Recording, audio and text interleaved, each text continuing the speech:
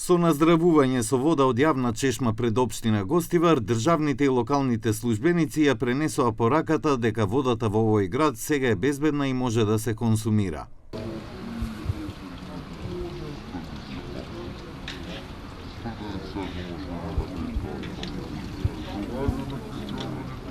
Поречиси 30 дена од моментот кога Агенцијата за храна и ветеринарство ја забрани употребата на водата за пиење, денеска оваа забрана официјално е укината. Директорот на АХВ Оливер Миланов вели дека може и да се пие.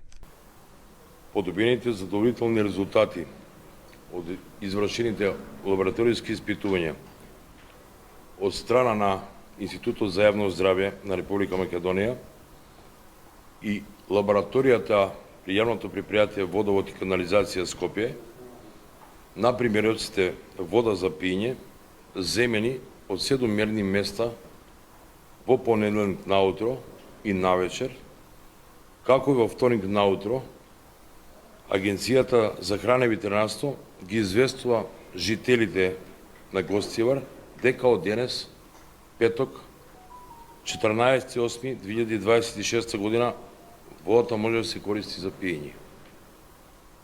Но зошто алармот не беше порано вклучен за граѓаните на Гостивар, за да не дојде до многобројните труења? Од локалниот кризен штаб потврдува дека комуналното предпријатие имало договор со Центарот за јавно здравје водата да се анализира 2 пати неделно.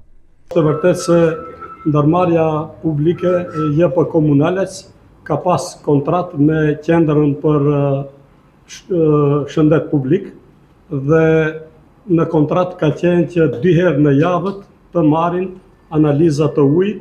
Од друга страна, директорот на Центарот за јавно здравје во Тетово, Шахир Зулбеари, вели дека анализите се направени и веќе се наоѓаат во обвинителството, признавајќи дека некои од нив биле во ред, а некои не.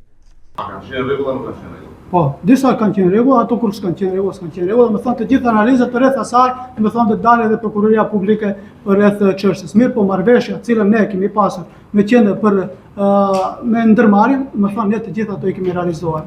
Според обвинителството, во резерварот во Гостивар пумпите кои ја загадиле водата биле поставени на 25 јуни, додека првите пациенти во Гостиварската болница се појавиле на 14 јули, односно 20 на дена подоцна. Агенцијата за ветеринарство ја забрани водата за пиење на 17 јули, додека на 18 јули беше уапсена директорката на предпријатието заедно со 2 нејзини соработници. Над 4000 граѓани се јавиле во болниците со здравствени тегоби поради загадената вода.